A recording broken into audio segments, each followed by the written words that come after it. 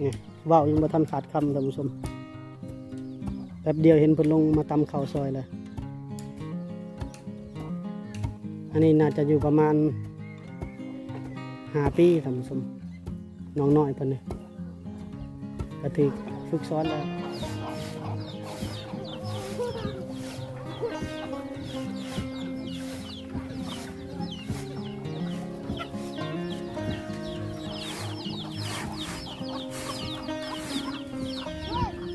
อันนี้ได้ทักเอาได้ท่านผู้ชมแบบลายทักลายเอาเป็นงานประณีตงานแฮนด์เมดเนาะเวลาว่างจึงลงมาตำสินนี่ท่านผู้ชมกันยามปกติเพิ่นก็ไปหาอยู่หากินเดี๋ยวโอ้ถ้าก็มาต่อฟืนนั่นนี่เนาะอิดอุ้ยบ่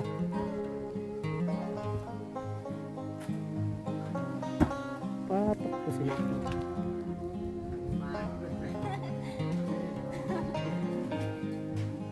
ธนากาแบกหนึ่งไม่ยังดิบอยู่เลยเนาะนี่คือตำปลอยสินที่ว่าทักได้งามที่สุดแล้วก็ใช้เวลาที่สุดแล้วก็ถือว่าเป็นเจ้าที่ว่าแพงกว่าหมู่600,000 กีบท่านผู้ชม600,000 กีบเพิ่นขายแต่มื้อนี้เฮาสิให้ท่านผู้ชมเบิ่งก่อนเนาะ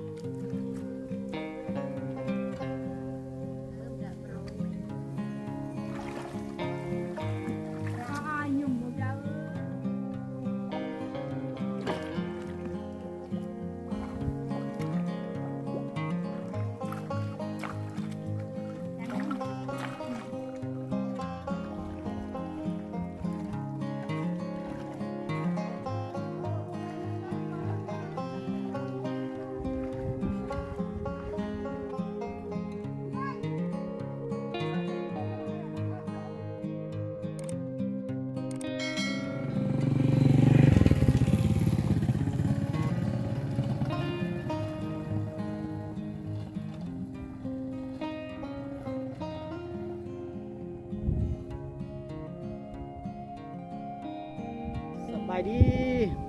ดีท่านผู้ชมหมดสุขุสุคนยินดีต้อนรับเข้าสู่ช่องจอยชนบทลาวคลิปนี้ก็กำลังเดินทางเข้าสู่หมู่บ้านชนบทท่านผู้ชมทางหลังเขาคือเส้นทางเข้าสู่หมู่บ้านชนบทหลังภูเขาหน่วยลูกนี่ท่านผู้ชมมันจะมีบ้านอยู่ประมาณ 3-4 บ้านและบ่จอยสิพาท่านผู้ชมไปเบิ่งวิถีชีวิตของเขาเจ้าอายุหากินในใดเขตนี้ใช้ชีวิตแบบใดไปรุ่นผสมนำกันเลยทางหน้าแต่เฮานี่คือเส้นทางเข้าสู่หมู่บ้านท่านผู้ชมต้องความผู้ลูกนี่แหละท่านผู้ชมจะมีบ้านอยู่ประมาณ 3-4 บ้านเขตนี้ถือว่าเส้นทางเข้าไปนี่ค่อนข้างจะลำบากกันเลย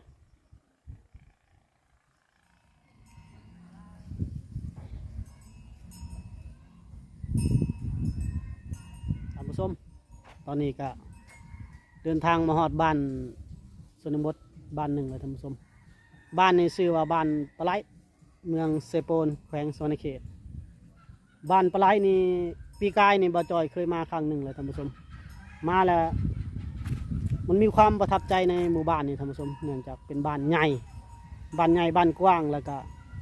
เป็นอีกบ้านหนึ่งที่มีกิจกรรมเขตนี้ท่านผู้ชมเขาเจ้าจะทอสินหรือว่าทอผ้าตำสินตำสินแบบสินของชนเผ่าบรูนะท่านผู้ชมจากคู่ลังเฮือนเลยตำสินมันมีสินงามท่านผู้ชมบ่จอยก็เลยประทับใจเขามาครั้งหนึ่งแล้วก็อยากมาเยี่ยมยามบ้านนี้อีกทีหนึ่งอีกครั้งหนึ่งท่านผู้ชมไปในๆกับเขาไปเยี่ยมไปยามเพื่อนเลยท่านผู้ชม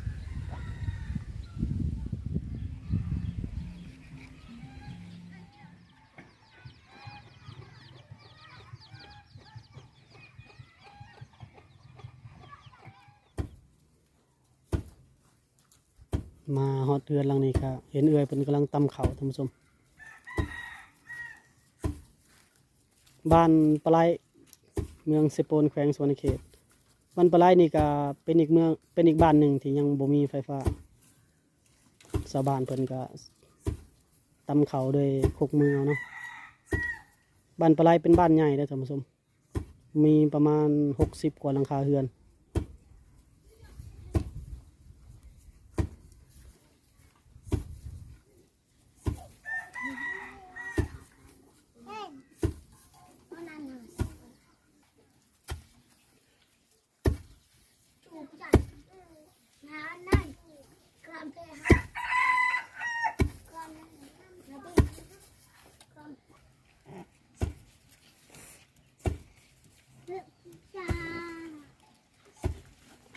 โอ้หมูก็หลายนะหมูก็เนาะ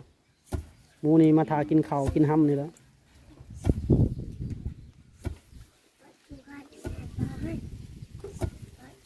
ขายบ่หมูบ่เลี้ยงขายบ่เลี้ยงไม่บ่ก็อะไรหนาวในหมู่บ้าน นาบันเจ๊บ่ถามเพิ่นว่าหมูนี่ขายบ่เราบ่ได้ขายบ่แม่นหมูเพิ่นว่าหมูเขาพระเจ้าก็เลี้ยงขายเลี้ยงไว้กินนะท่านผู้ชมหมูเขตนี้คนจะปล่อยเลี้ยงไว้ปล่อยตามกลางบ้านเลยได้ท่านผู้ชม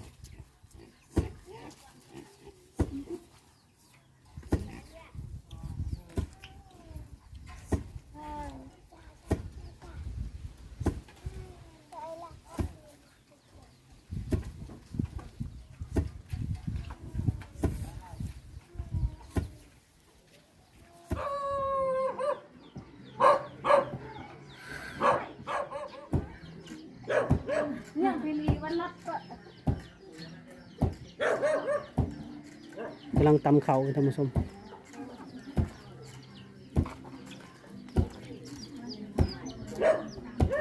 กำลังตำเข่าเนาะบ่ได้ตำสินบ่มีอู่ยังบ่ได้ไฟเนาะคนอู่พอแล้วอู่เนี่ยตามเขาเมื่อย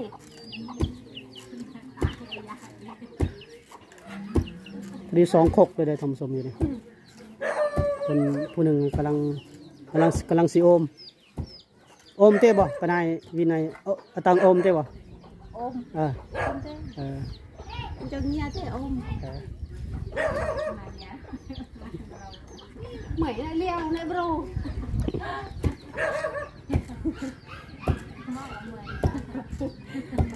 บรูนะเขตในบรูมังกรบ่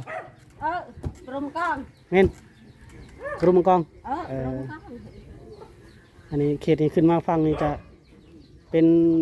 บรูมังกรท่านผู้ชมทางเขตเฮากับบรูชนเผ่าตรีแต่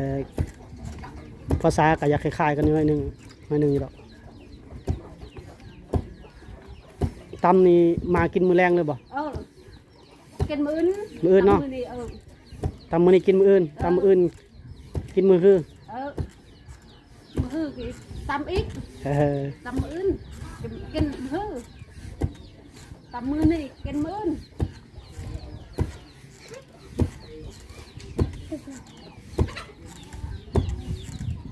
หมูก็มาถากินแล้วเนาะหมูกัน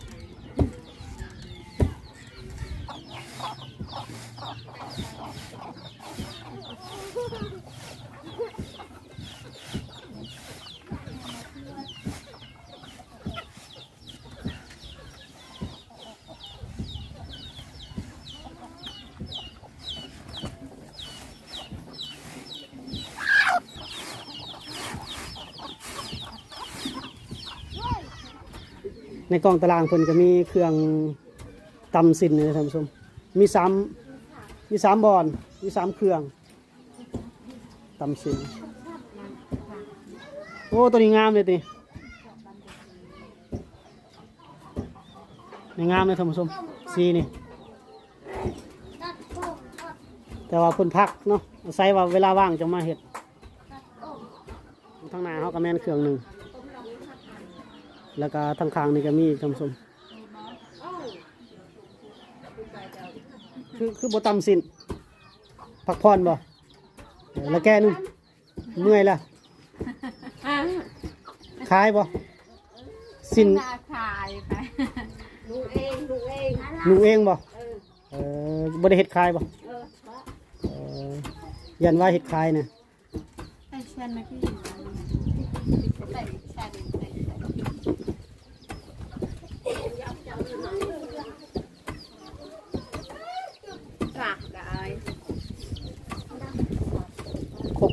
นี่จะเป็นโคกขนาดไหนท่านผู้ชมเป็นโคกซีมังแล้วคนเห็ด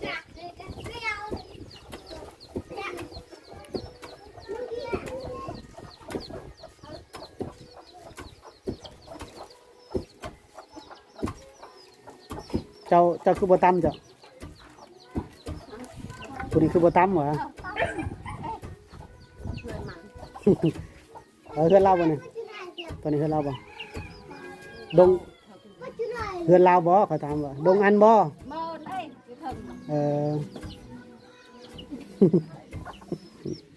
ถ้าจะตั้งเอาอะไรเลย คันเว้าคัน เดียวเดียวเจ้ คันเว้าความลาวแล้วบ่ฮู้แล้วเนาะตั้งปนายเรียวตะดังเลยบ่ กระดังเยอะมันมาโรดังไม่ดังโรไม่ดังมาโรฮะ คือดังบีเต้แต่บนดังซื้อ นี่หลักแกเด้อให้มันจักเมื่อเราจะโดนกระดังทำเดียวจะเป็นแปลก อันนี้ท่านผู้ชมกำลังเว้าสนทนาเรื่องภาษาได้ตอนนี้นะเพราะว่าภาษาคันเว้าภาษาลาวเพิ่นบ่เข้าใจคันเว้าภาษาลาวถึงใครแน่ภาษาบ่รู้แหละเพราะเขามันเพิ่นฮู้เนาะแต่ถ้าเว้าภาษาลาวแล้วบ่ฮู้เพิ่นน่ะ โอ้โหน่าเดียวไปเลยผู้หลาย เจ้าบ่ฮู้หลายเนาะ กินเขา ใส่เฮือนเอื้อยนะเฮือนเอื้อยอยู่ไสใส่เฮือนและดงมาโอ้ได้เฮือนใหญ่เนาะ ยัง นี่เฮือนเรามีสินคือกันนะเพิ่นก็ตะเท่าผ่ากันคือกองตารางเจ้าก็ตำสินคือกันเนาะ นี่ฉันท เออ มีแล้วบ่ตัวงาม ำฮะ ๆอันก็เมื่อมบืนนึม ต้องเดิน เออ เนี่ยย้อนก่อนบางอย่าง เออสินบ่จอยถามเพิ่นว่ามีสินตัวแล้วบ่เราว่า นี่เปียเต็งนี่แม่จัง เนื่องบ่ยังบ่ได้ซื้อยังบ่ได้ซื้อ กับไปแม่จังดีกว่าตั้งมันในเจ๊ใช่ไหมฉันตะโป้ย ตำโป้ยนี่งาม ตะโป้ยงามเนี่ย เพิ่นสิ้นเพิ่นก็แล้วมาแล้วท่านผู้ชมแต่ว่าเพิ่นให้ลูกสาวสร้างครอบครัวนะเพิ่นแต่งงานแล้วก็เอาสิ้นน่ะก็มอบให้ลูกสาว แม่นบ่ ให้ลูกสาวเอามือใส่อยู่เฮือนเนาะส่วนหลายคนบ่รู้สิเฮ็ดอันนี้แม่นบ่ตาแน่ๆครับบ่ได้ตำสิ้นนี่บ่ได้ตำขายแบบตำให้ลูก ตำคายมีสิตำให้ลูกแต่งดอง ให้ลูกเวลาเพิ่นแต่งงานแหละสิมอบ แต่งงาน มอบสิ้นนั้นให้ลูกสาวไปใส่ในครอบครัว เขาก็ให้เงิน อืมจ้าเอาขอบใจนี่ท่านผู้ชมเพิ่นกำลังตำสินบันชวนกำลังตำสินเนาะรู้จักความลาวคือกันบ่กระดังเนาะ tôi đangเอาเลยôm นี่เพิ่นเอามือทักเอาได้ท่านผู้ชมก็ต้าละมือเส้นได้บ่ละมือเส้นน่ะเป็นต้า đàn mang chân tiểu ตำป้อยเต้บ่ตำป้อยเต้เม่นตำป้อย chân tao bôi hai mươi chân ตะเบิ่นจังเต้ยิงไว้แส่ยิงไว้เพิ่นถามว่ากันตำป้อยได้ซื้อบ่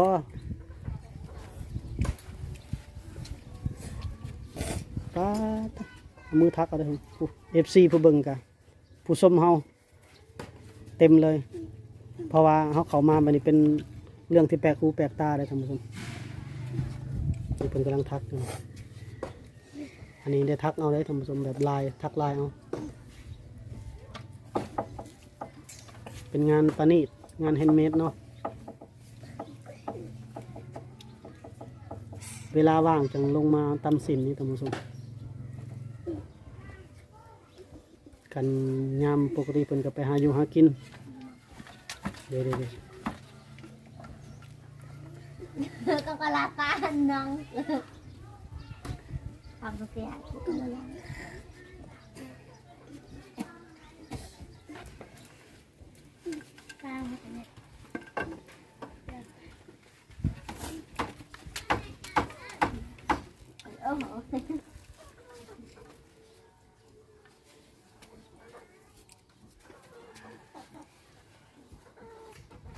โอ้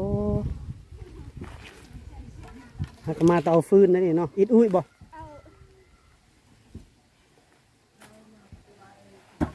ป้าตกสิหนักขนาด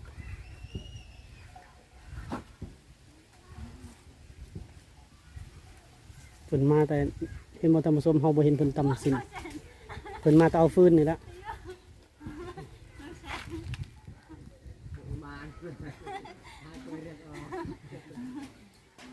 โอ้ตอนนั้นก็แบกหนึ่งไม่ยังดิบอยู่ได้เนาะคือเอาไม้ดิบมา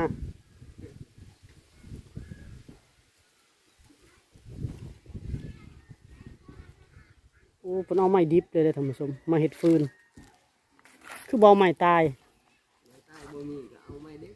ปามาปลาให้มันตายเนาะโอ้มันหนักได้ไม้ดิบนี่แหละ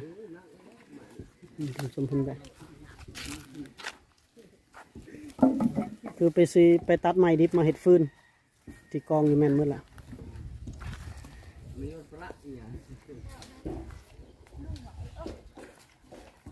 จะเอาไก่บ่เยิ่งบ่ไปอีกโอ้ท่านผู้ชมพูตัวนั้นแหละผลมาปลาตัวพุ่นละไปตัดเอาไม้ดิบมามันนักได้ไม้ดิบเอาไปหมู่บ้านชนเผ่าบลูแต่ละบ้านนี่สังเกตว่าฟืนจะบ่ได้ขาดกองตารางจักหลังคาเรือนน้อยนักสิให้ขาดต้องมีเพิ่นว่ามันเป็นฮีทเลยกะเพิ่นว่าเอามาไว้แล้วสบายยามอยากใส่ยามฝ่ายามฝน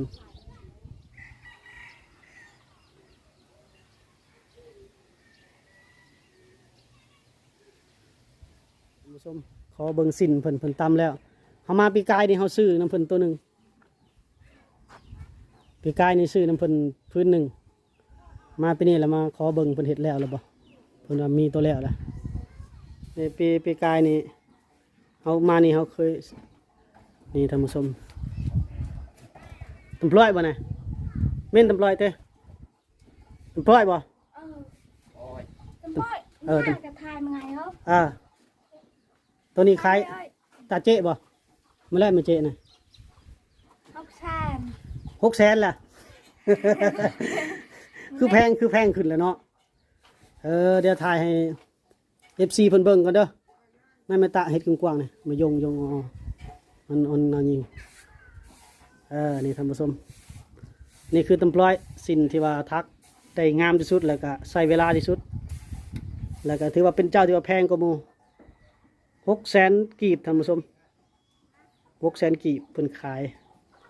แต่มื้อนี้เฮาสิให้ท่านผู้ชมเบิ่งก่อนเนาะ600,000 กีบพันกว่าบาทพื้นต่อพื้น1,000 กว่าบาทนะ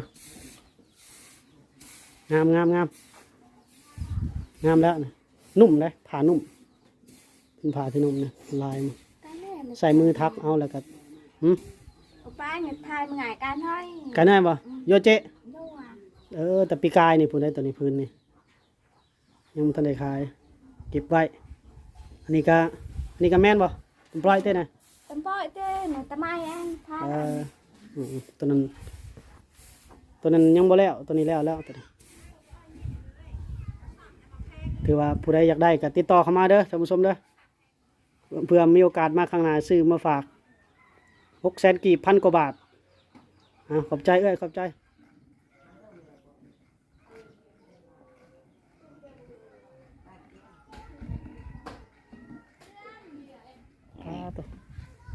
ไปตักเอาน้ำห่วยเลยท่านผู้ชมเลย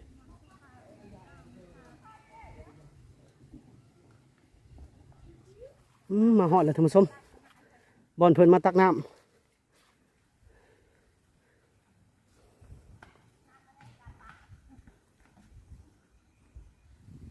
คลิปนี้เฮานำไปให้หอดเลยท่านผู้ชมบอลเพิ่นตักน้ำตักน้ำกินเลยมาเอาน้ำกินน้ำใส่มันมีน้ำสางอยู่เฮาก็มานำชาวบ้านเพิ่นเลยไปเบิ่งนำกันท่านผู้ชมมีแต่หินดานตามห่วยเลย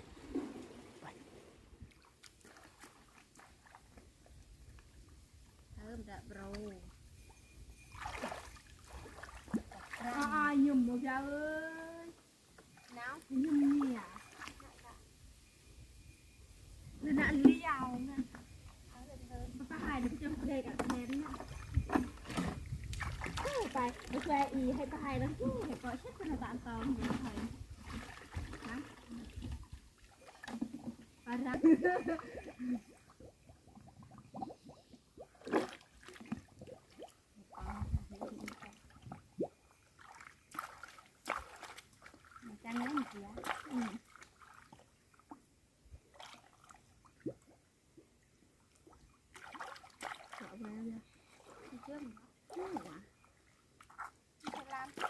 แnhẹ vin ít đỡ tầng nàyเลยบ่งวยบ่ đi đợi này อืม sát hôm đợi này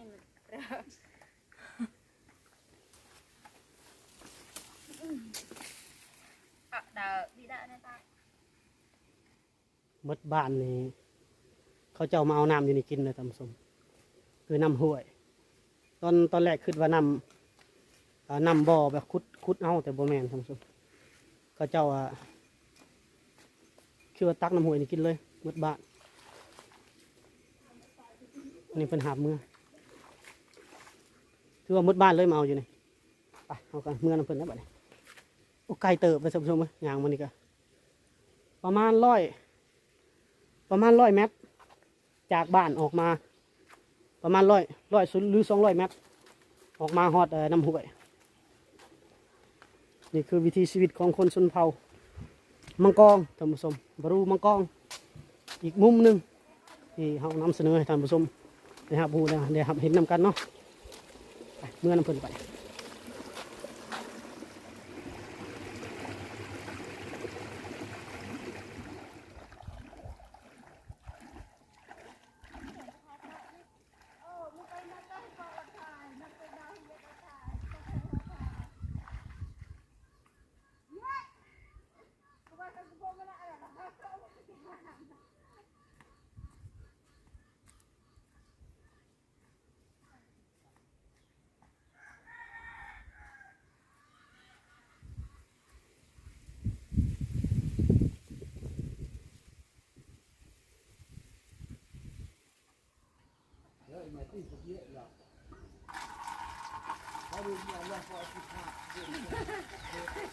tao man biết đợi man man cái gì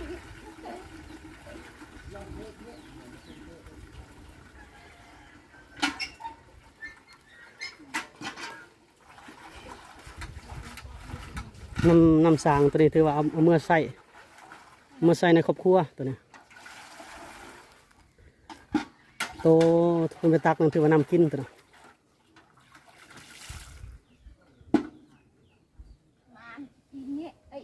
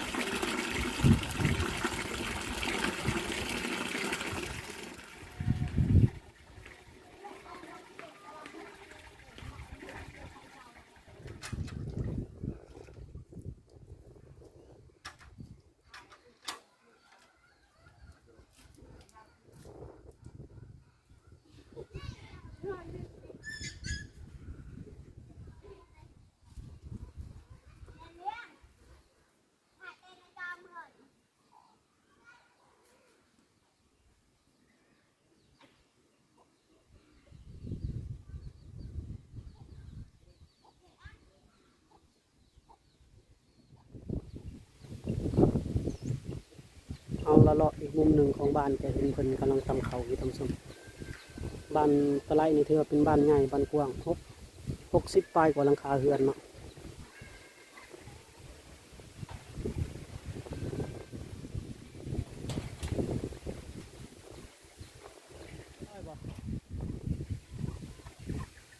ดีเลาะมาเห็นเพิ่นกำลังตำเขาอยู่ทำส้ม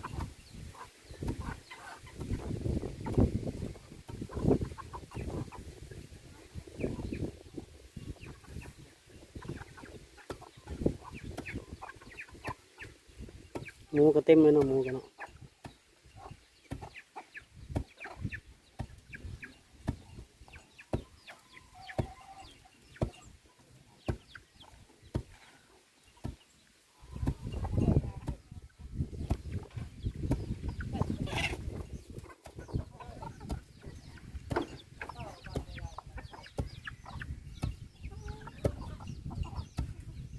เอาเลาะไปแต่ละเรือนแต่ละบ้านแต่ละบ่อนก็สิเห็นเพิ่นทำเขาแบบนี้แหละท่านผู้ชม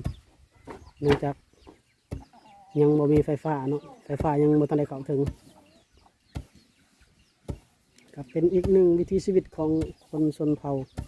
มังกรนะท่านผู้ชมถือว่าบรูกันบรูมังกรนางน้อยเพิ่นสุกี้นี่เพิ่นบ่ได้ใส่เสื้อผ้าเด้อท่านผู้ชมบ่จอยก็เลยบ่หยอกเพิ่นว่าใส่เสื้อผ้าเด้อจังเข้ากล้องได้เพิ่นก็ไปใส่เสื้อผ้ามา และเหมาะสบคนอ่าวนึงคนอ่าวนี่คือเสื้อผ้าไม่ตะบึนไปเลยบ่ดังเทปนายคือไปบ่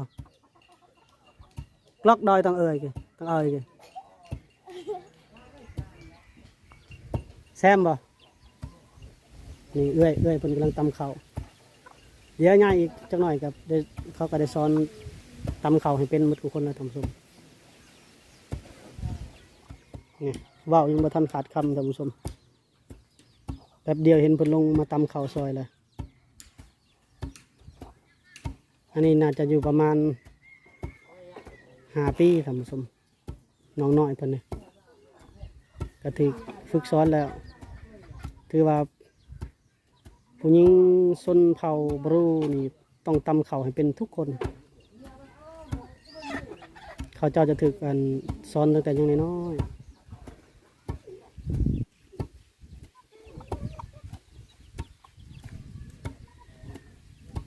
เมื่อเขาเจ้าแต่งงานมีครอบครัวเขาเจ้าจะได้ไป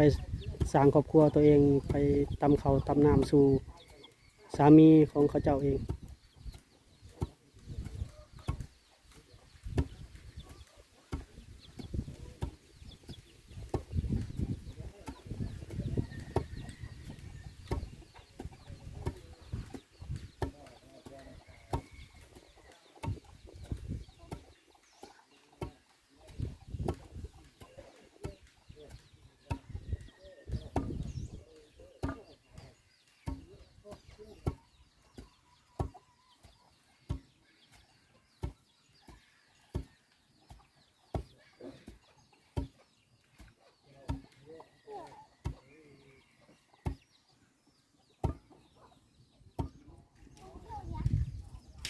มันปวดโผล่แล้วไง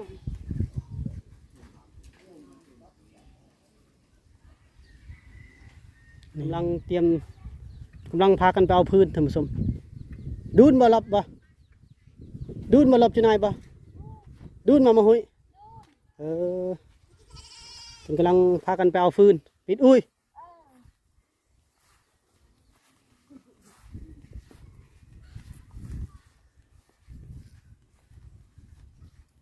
คันบ่ดนเฮาสิท่าเพิ่นท่านผู้ชมแต่ว่าเพิ่นไปเอาไกลโดนเพิ่นสิมาในเรือนหลังนี้เพิ่นมีเครื่องตำสินมีอยู่2อันนี้ก็ตำปล่อยเต้บ่ตำปล่อยงามเลยท่านผู้ชมโอ้ปุ่นตัวนั้นเครื่องหนึงตัวนั้น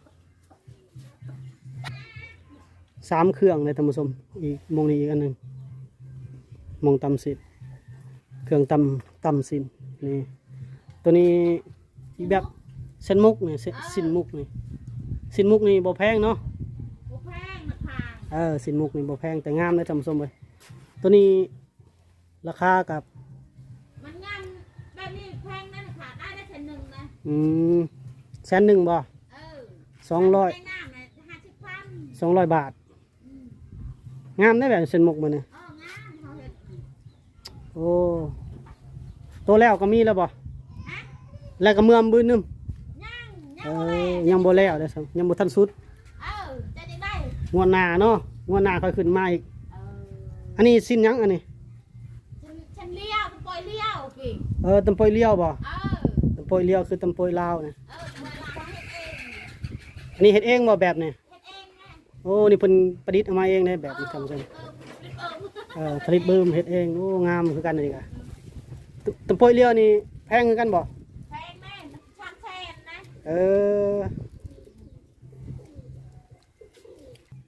นี่เจ้าของผู้ตำสินตำปอยบรูนี่แพงบ่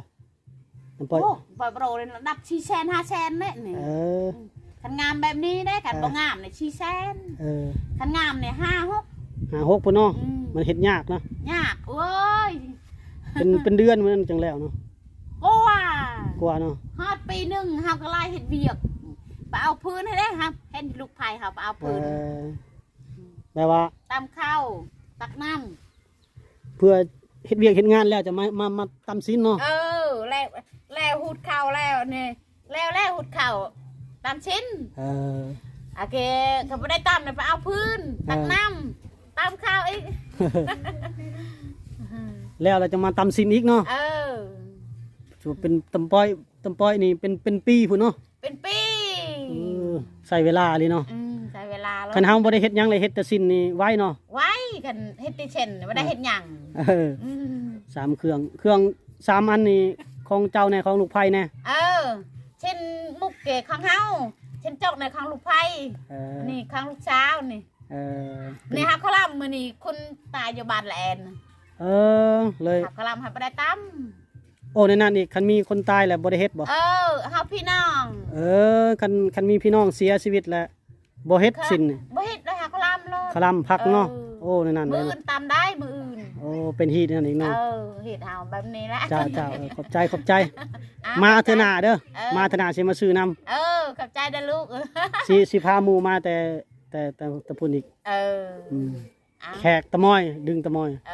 จอนยิงจังได๋ขอบใจเด้อตะจิเกี้ยหมคันเบิ่นมุกจิเบิ่นมุกเจ้าเจ้าขอบใจทางหน้าเฮานี่คือเหล้าเข้าเลยท่านผู้ชมเหล้าเข้าจะไว้อยู่นอกบ้านหรือว่าแคมป์หมู่บ้านจะบ่ไว้อยู่ใกล้เฮือนใกล้ศาลอันนี้คืออีกประเภทนี้หนึ่งอีกของคนชนเผ่าบรูมังกรเขาเจ้าจะบ่นำเหล้าเข้ามาไว้อยู่ในเฮือนในศาลเพราะว่านำเข้ามาแล้วเพิ่นว่าผิดฮีตผิดคลองคือจะตั้งไว้อีกต่างหากเลยเป็นอีกสุสานหนึ่งหรือว่าหมู่หนึ่งเลย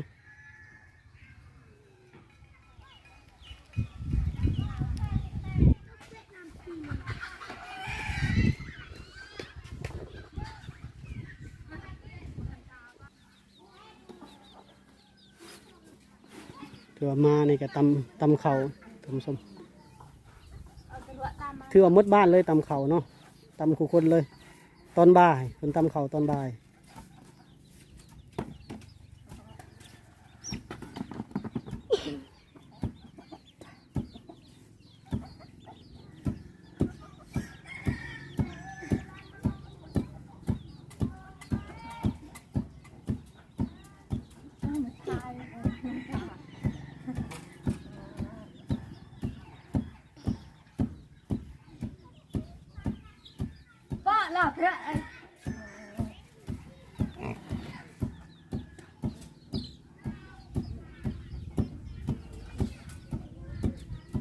คือว่าไปชนบทหรือหมู่บ้านชนเผ่าแต่ละบ้านก็เราก็จะเห็นเป็นตำเขาเป็นทุกหลังคาเฮือนเลยท่านผู้ชมถือว่าเป็นเรื่องปกติ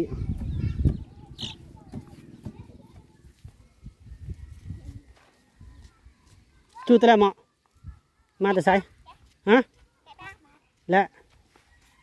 โอ้มาแต่เก็บเนี่ยพักเก็บหญ้าและมั้ยโอ้คือว่ามาแต่หาอย่างดึงจูจ้าบ่นี่ผู้หญิงเด้คือตัดผมนี่เนาะพูดตะพุ่นแล่นเมื่อตะพุ่นล่ะ